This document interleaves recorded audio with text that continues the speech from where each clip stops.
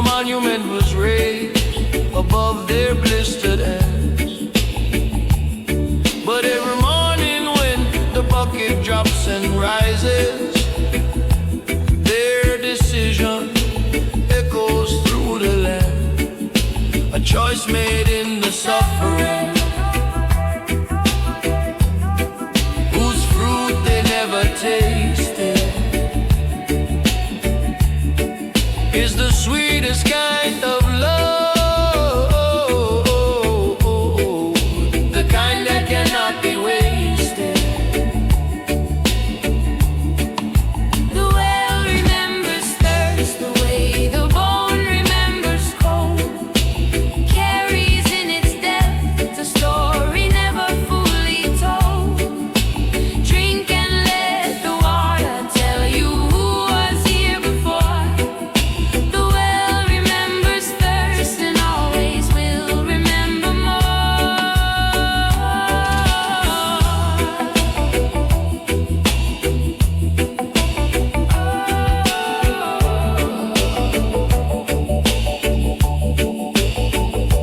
There are wells dug in the spirit too, carved out by the ones who suffered open, whose grief went deep enough to hit the water and left something for the ones still hoping.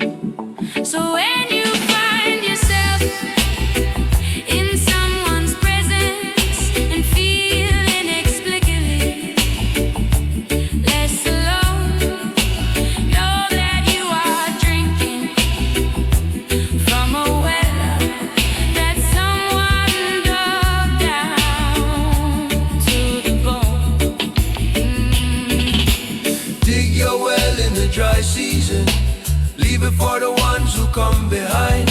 The well remembers everything that made it and passes on the memory to find its way into the body of the stranger who kneels beside it in their own dry year.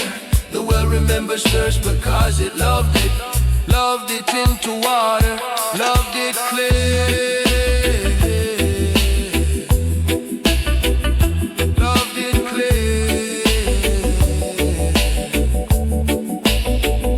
Loved it clear.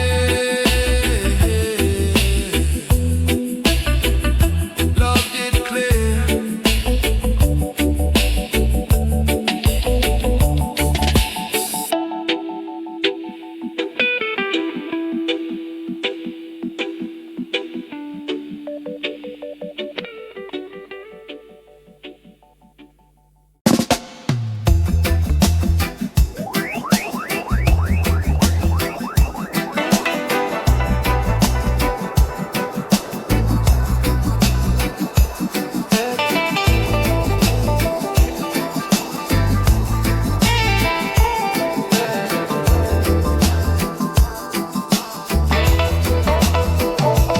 Ask the smoke where it is going. It will not answer, it will only rise. Moving through whatever opening remains, like a thought that found a space between two eyes. But ask the smoke where it came from and watch it turn back toward the ember. The way a sun turns in a crowded market, hearing something in the noise that makes him remember.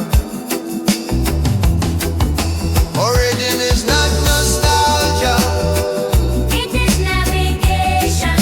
The bird does not return south out of sentiment, but out of something older than decision, coded in the hollow of the bone, a direction that was placed there before naming. Before the first migration, before the first fire, before the smoke had anything worth claiming, smoke knows where it came from, even when the wind says otherwise.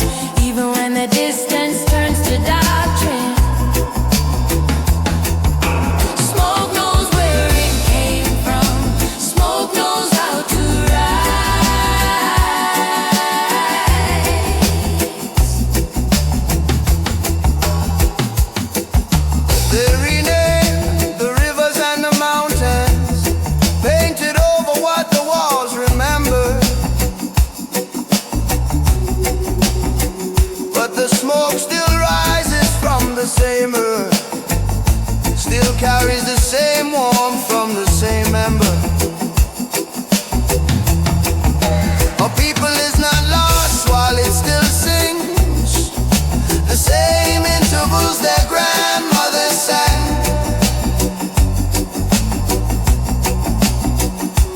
In different languages on different shores, but the same ache, the same lift, the same path. So follow the smoke back when you need to, not to stay but to remember what you carry. The ember is the answer to the question of why the smoke was never meant to tarry. Rise, yes, always rise, but know the fire that made you rise. Smoke knows where it came from, and that knowledge is the only compass worth the skies.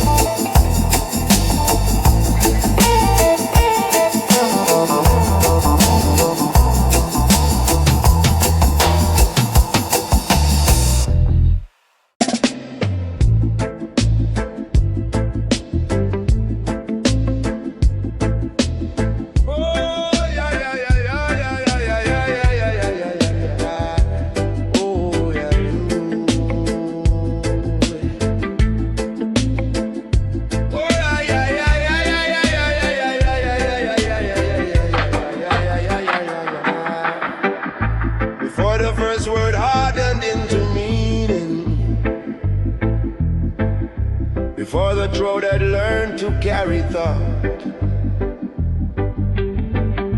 there was a communication in the breathing, a grammar that no classroom ever taught. The infant and the elder share it still, in the space between the question and the answer, where the body says the thing the mouth cannot, and the eyes perform a much more honest dance.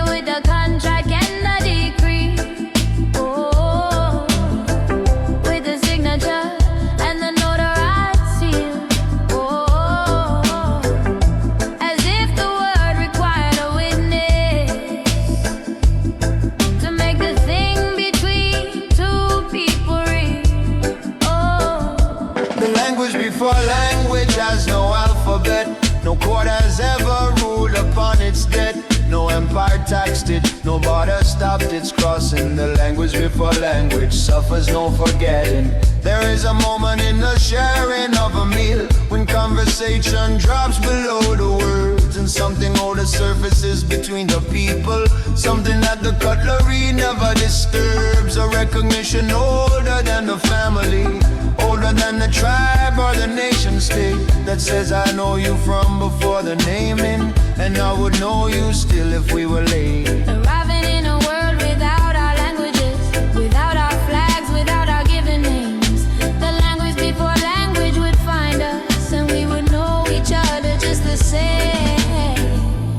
when the words run dry, do not apologize. Sit inside the silence like it is a room. You both have always lived in without knowing. The language before language has the most to say.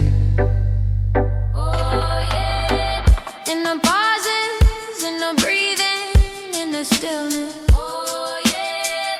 Where the oldest knowing rises to the surface. Oh yeah. Like the spring that feeds the river from below. Oh yeah. Speaking everything before the river speaks.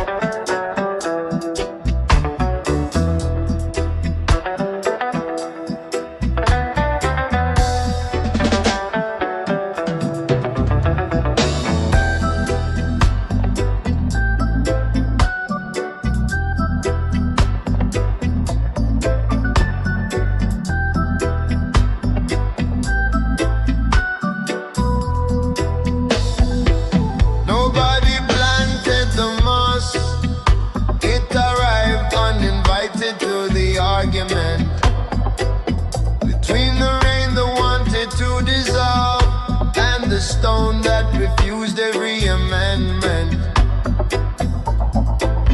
And in that stubborn negotiation, in the standoff between the yielding and the firm, something neither of them planned for found the conditions it needed to confirm its own existence, soft and persistent.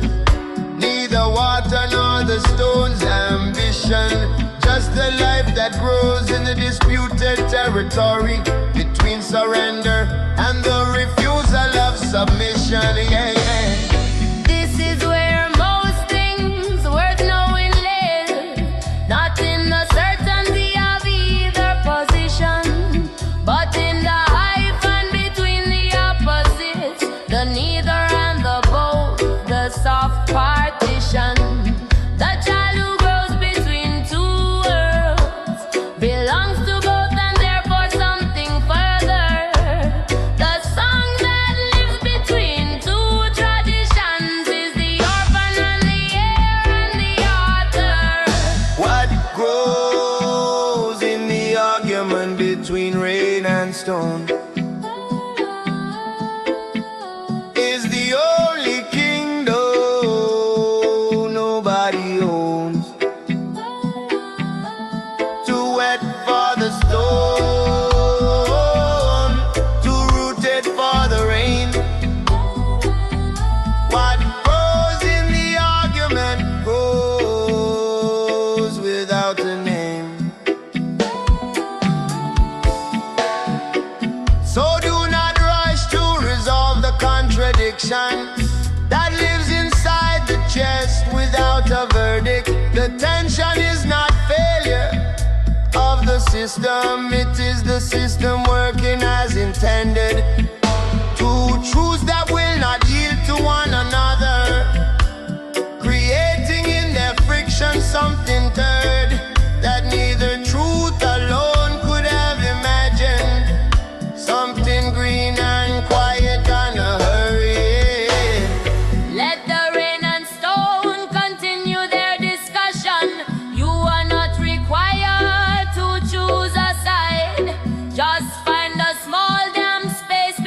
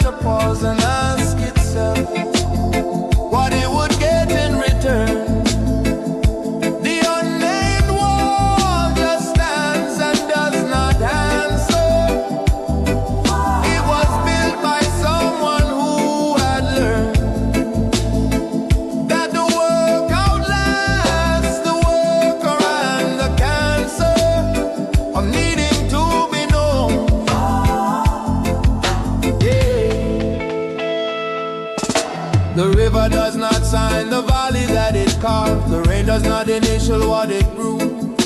The most transformative and patient forces move through the world without a residue of ego, without monument or marker. Just the changed landscape left behind. The softer stone, the redirected water, the evidence of an unhurried mind. The architect never signed the wall, never waited at the bottom for the praise to fall. Built it true and walked into the next. The architect never signed the wall, never signed the text.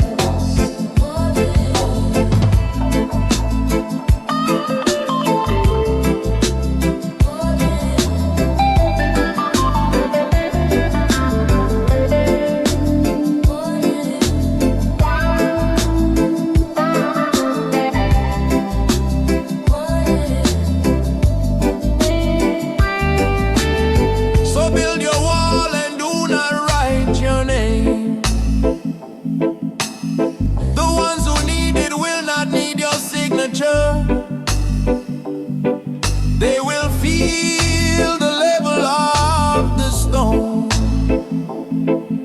the care compressed inside each fitted curve, and something in them will give thanks to no one in particular, to the air, to whatever unnamed hand preceded them and left the wall exactly there. The finest gift is one that hides its giver, that arrives before the need has found its worth. The architect never signed the wall, And the wall has never needed to be heard.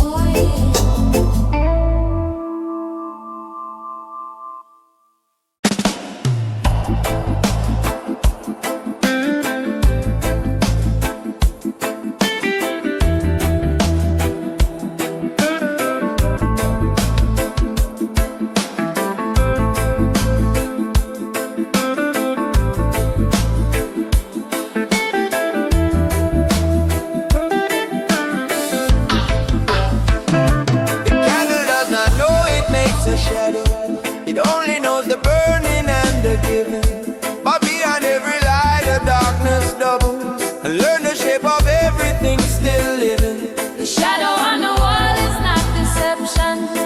It is the honest and sequence of light. Every flame that stands for something casts an equal dark into the night. Both the ones who say they carry only brightness have never stood behind their own belief. I've never watched what their conviction darkens in the corner where it offers no relief. For the candle has no enemies, only physics and the things it cannot reach. And the shadow is not arguing with the candle, it is simply standing in what light cannot teach. The shadow, the candle throws is part of the candle, part of what it means to burn at all. You cannot have the light without its consequence. The shadow and the flame share the same hall. Play out.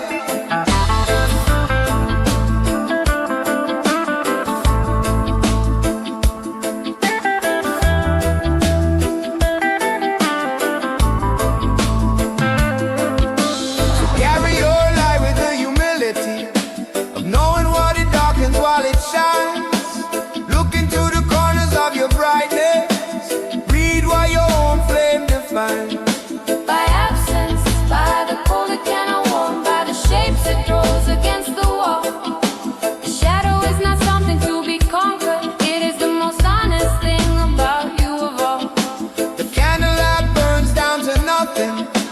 shadow, leaves no argument. Just a circle of wax where the light stood, and the room returning to what it always meant to be before the flame arrived with its opinions, its warmth, its cost, its longing on its shadow. The candle and its darkness briefly borrowed, both returning to the dark from which they came.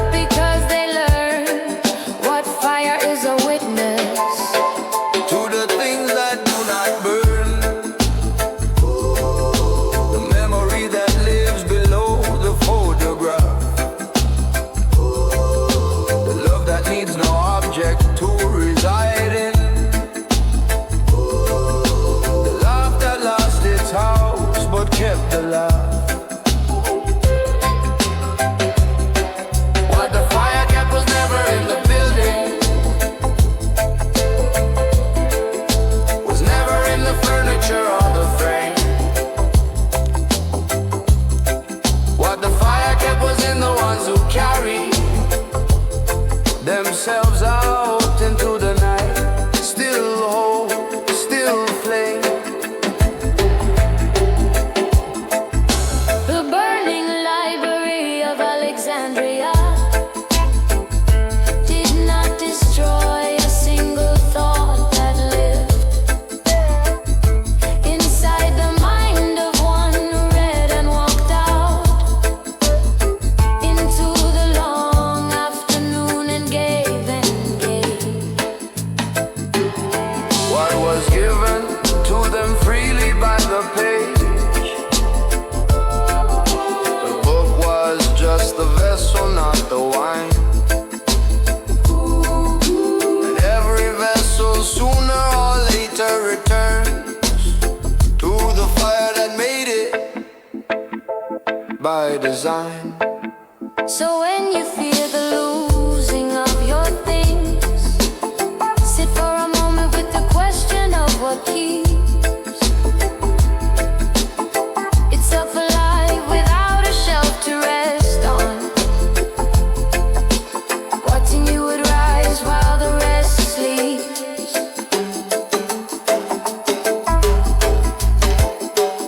Into ash, into the honest invitation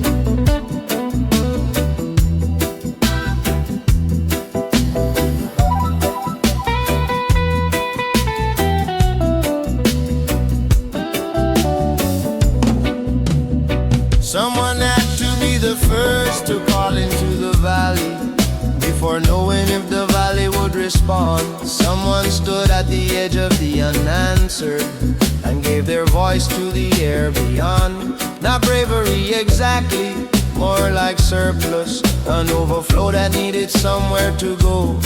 The first singer did not choose to sing. The song chose the singer and would not let go. The echo is not mimicry, not flattery. It is the mountain proving it was listening, taking what was offered at the ledge and holding it until the holding glistened into something the original voice could not have made alone in the still air. The echo completes the sentence of the singer, returns the gift with interest worn and bare of pretension, stripped to the essential frequency, the vowel that the valley found most true. The echo keeps only what deserves keeping and lets the rest disperse into the blue. The ones who taught the echo were not teachers, they were simply full enough to spill. And the valley was a student without a school, learning from the overflow, learning still.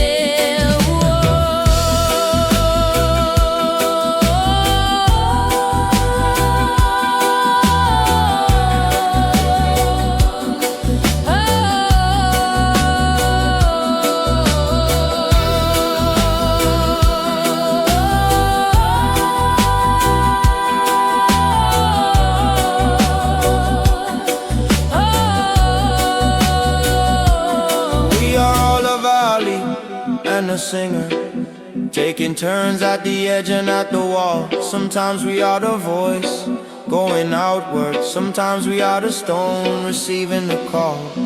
And between the two, there is a moment, suspended in the air above the ground, where neither singer nor the echo owns it, just the pure and parentless sound. So do not be afraid of your own overflow. The valley needs the voice as much as air. Call into whatever darkness lies before you. Something in the deep will answer from in there. Not your words returned, but your words completed by the part of the world that heard what you meant. The ones who taught the echo left no lesson plan, just the voice, just the edge, just the descent.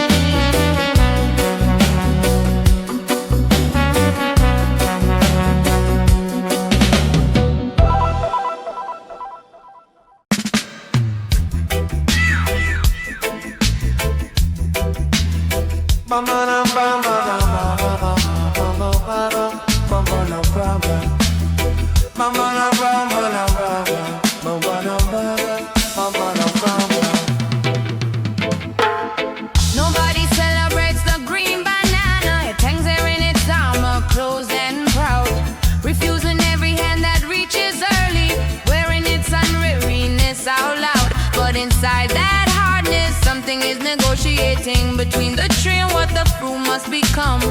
A conversation that requires the darkness, the heat, the waiting, the unhurried song of days that look like nothing from the outside, while everything essential rearranges. The green banana is not being stubborn, it is undergoing necessary changes.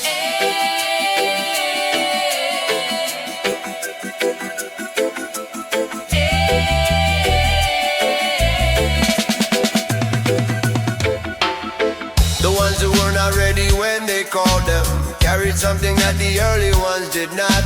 A depth that only comes from longer waiting, a sweetness earned and never cheaply bought.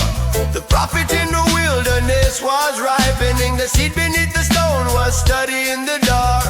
And what emerged was not the thing that entered, but carried all of it inside the mark of every patient unremarked upon day, every silence that looked like defeat. The unripe thing was never losing time, it was completing what could not be rushed to sweet. The patience of unripe things is holy ground, a ripening that makes no sound. Trust the one still has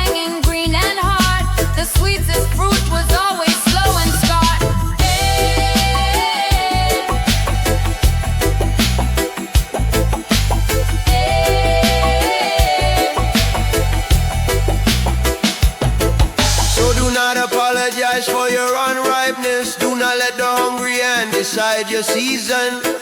You will know when the letting go is ready. The falling will require no other reason than a quiet inner agreement between what you were and what you finally are. The green banana makes no announcement. It's simply one morning falls right from the star. And the one who finds it on the ground gives thanks, not knowing all the patience that preceded, just tasting what the darkness slowly made. The sweetness of the thing that never pleaded for more time, never argued with the season, just hung there in its green unfaithful skin until the conversation reached its ending. And what was hard outside turned soft within, turned soft within, turned soft within, turned soft within.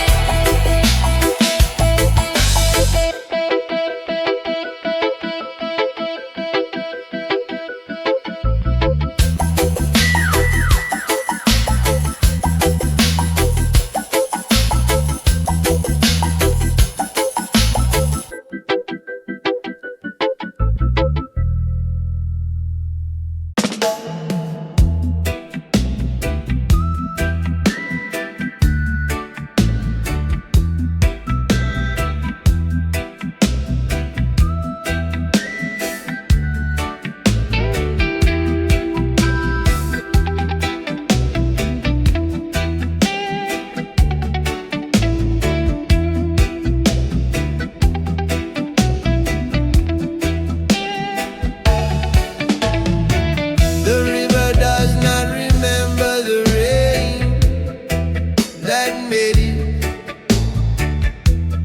does not carry gratitude downstream or pause at the estuary to give credit. Simply moves with the accumulated gift of every cloud that broke above the mountain, every quiet drizzle on the highland grass, every storm that fed the underground fountain. This is not ingratitude, it is inheritance. The way the child does not thank the ancestor. With every breath yet breathes the consequences of every choice that brought the lineage here. The debt is not forgotten, it is carried differently than a ledger or a name. The river pays the rain back through the ocean, which pays the sky, which pays the cloud the same. The debt the river owes the rain is paid in the continuing. In the not stopping, not turning back. The debt the river owes the rain is the river.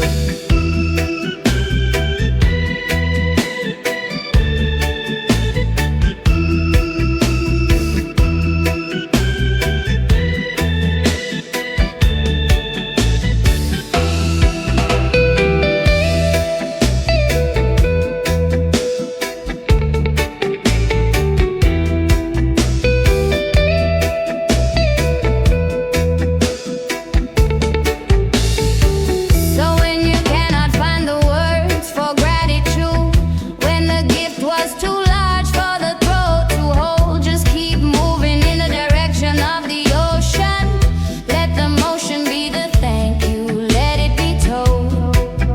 In the way you carry what was given through the narrow and the wide and the unseen. The debt the river owes the rain is everything the river has ever been.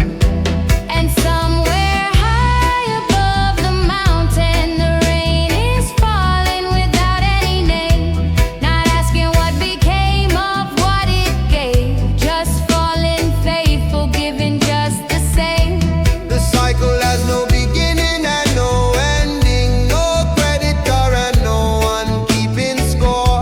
The debt the river owes the rain is the rain returning To itself once more.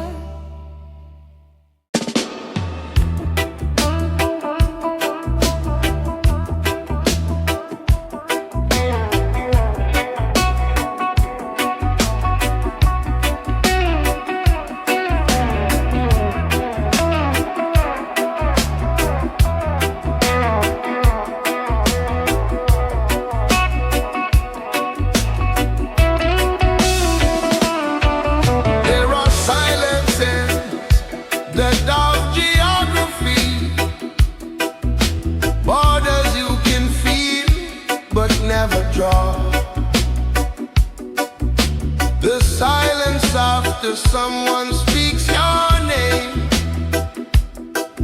is a different country than the silence before. The silence in a house where someone left has its own specific kind of weather. Cold in rooms that used to hold the warmth,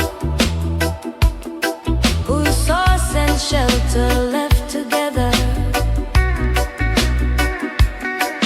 The cartographer of silences works slowly.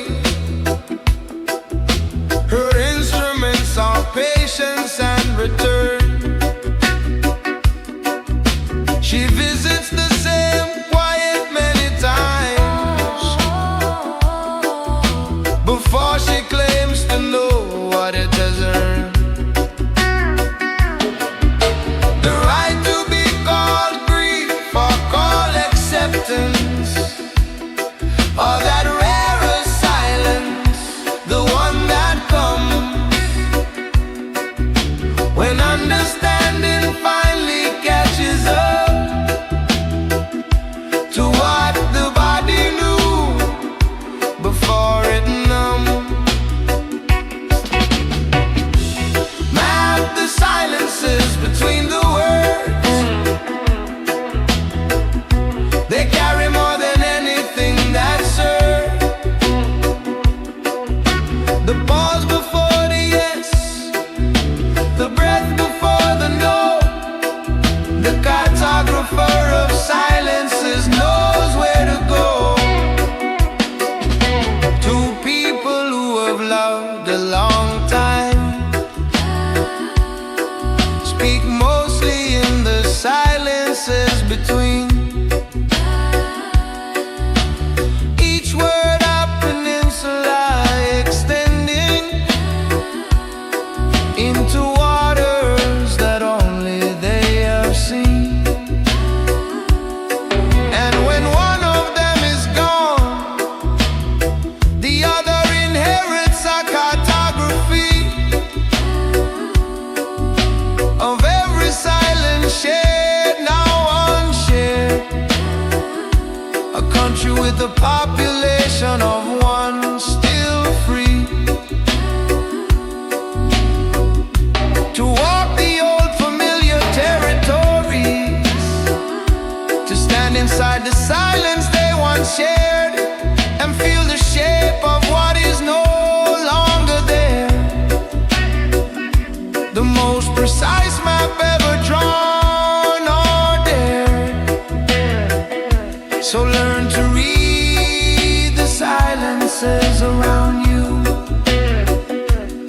They are the truest text you will be given, more honest than the manifesto or the sermon, more faithful than the flag or the conviction. The cartographer of silences asks nothing except the willingness to sit and feel the shape of what lives in the pause, the held breath, the space between the word and what the word cannot escape.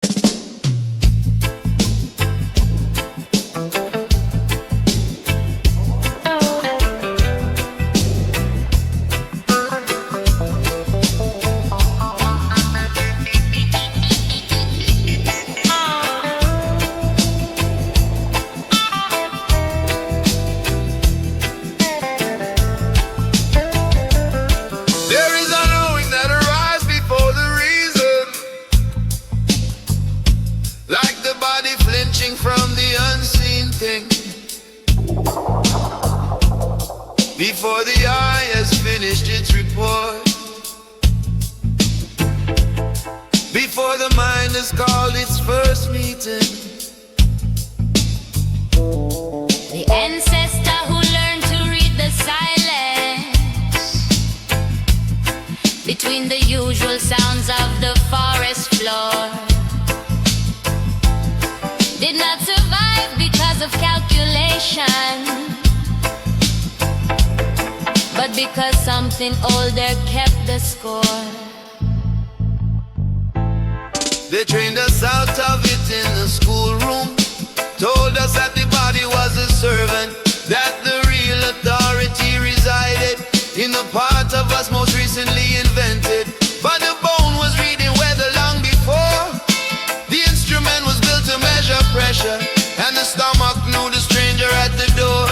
Before the handshake and the false good pleasure, the bone knows before the mind arrives. The bone has Been keeping us alive since before the first word named the fear. The bone knows, the bone was always here. The bone knows before the mind arrived. The bone has Been keeping us alive since before the first word named the fear. The bone knows, the bone was always here.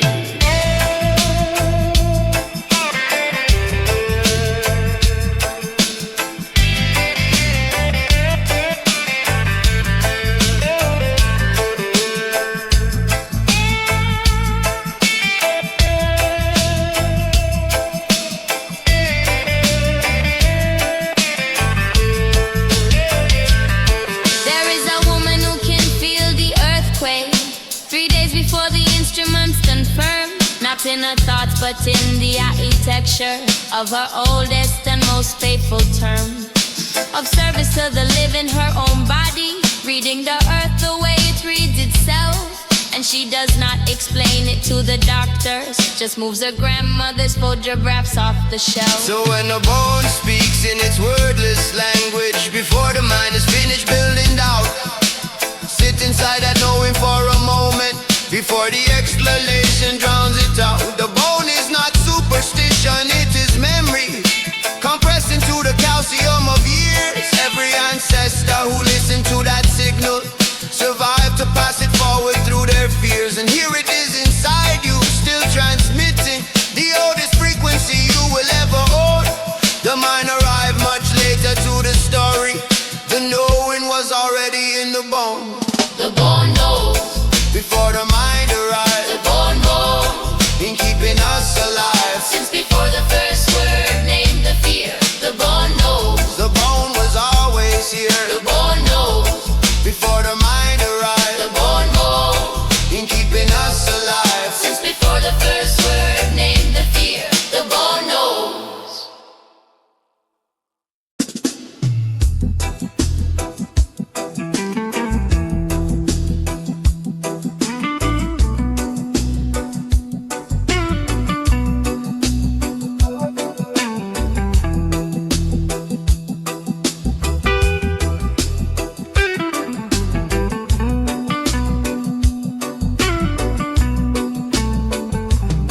There is a woman in the village with no sign above her door, who takes the torn and threadbare things that others won't restore. She does not advertise, she does not need to call. The broken things find their own way down her hall. She holds the fabric up against the light, the way a doctor reads an x-ray of the night, looking for the story in the damage, reading every tear like a page. Wow.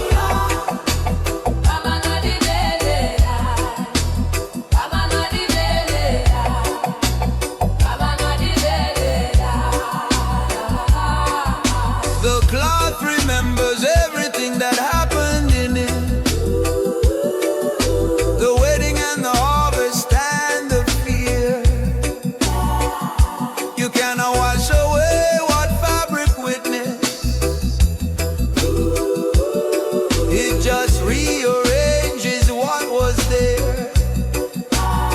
So she does not try to make it new, she makes makes it honest, makes it true. Stitches the confession of the cloth into something neither whole nor lost. The tailor of broken things does not promise new.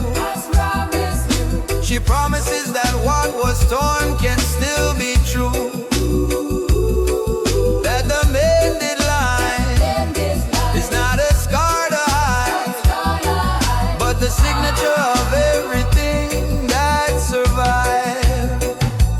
Babylon throws away what shows its age, wants no evidence of any previous page. But the tailor knows the garment with the most repairs is the one that went the furthest, carried the most cares, wore the mountain and the river on its back, kept its owner warm through every crack. A winter, every border, every loss. The mended cloth knows what the new one does not. La bala di de la, la bala di de la, la bala di de la.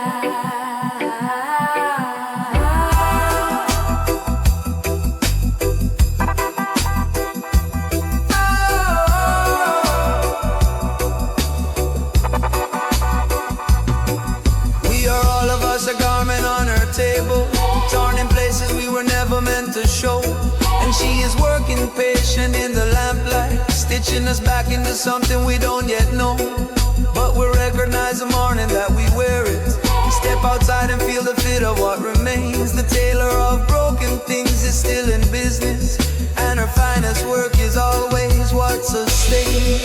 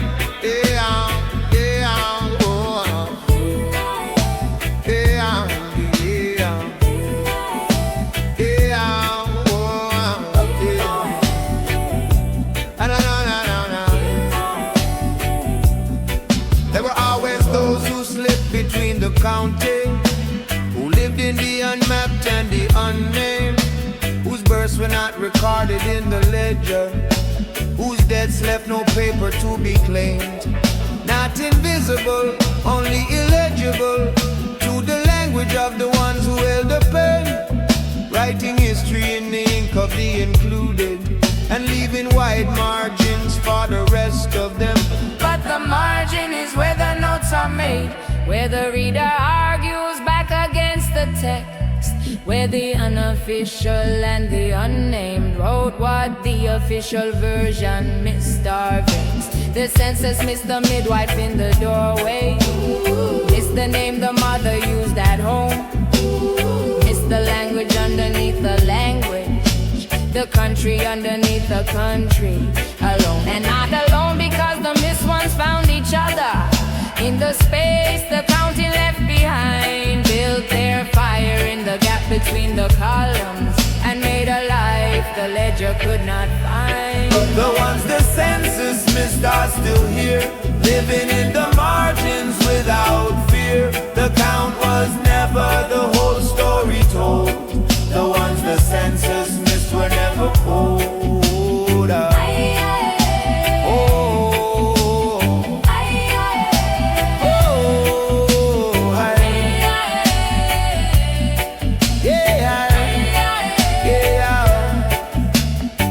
The archive is not a memory, the document is not the life that made it, and what was never written was not lost.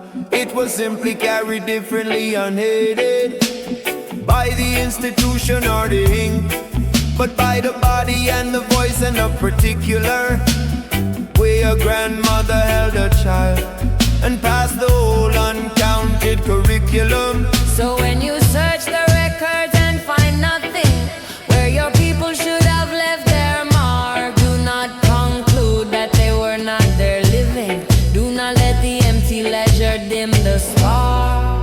They were there in the fire and the planting, in the songs that had no author and no date. The ones the census missed were still the census of everything that makes you who you are today. Oh yeah.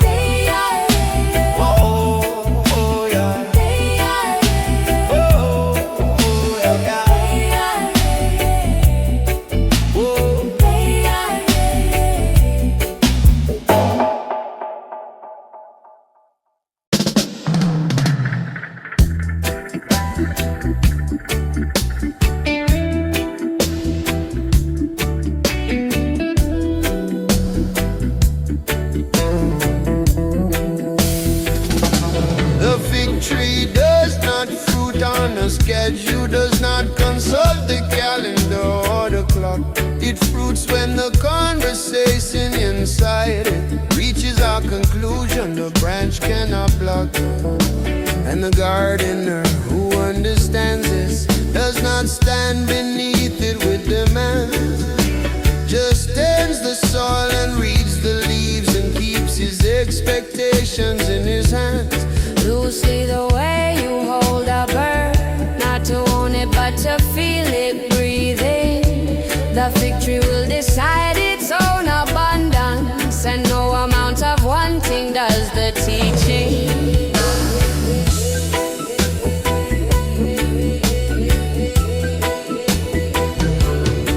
There was a man who cursed a fig tree once for being simply what a fig tree was in winter.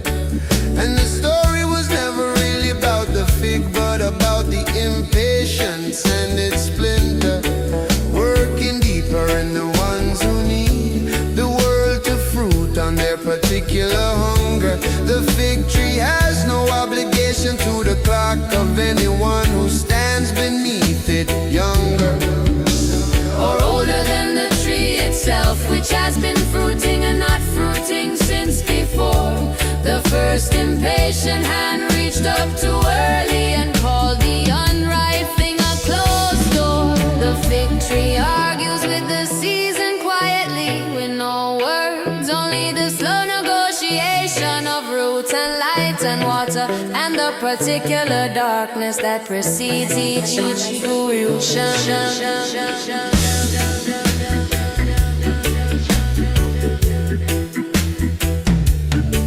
So be the gardener, not the one who curses. Tend what you were given without the deadline. The fig tree knows the difference between the patient hand and the demanding sun, and opens to the one who simply waits, not from weakness but from understanding that the fruit was always going to arrive. The only question was who would be standing there beneath the tree with open hands, when the argument between the fig and season finally reached its quiet resolution, and abundance fell without a reason. Anyone could name or claim or schedule, just the tree, just the fruit, just the ground. The fig tree argued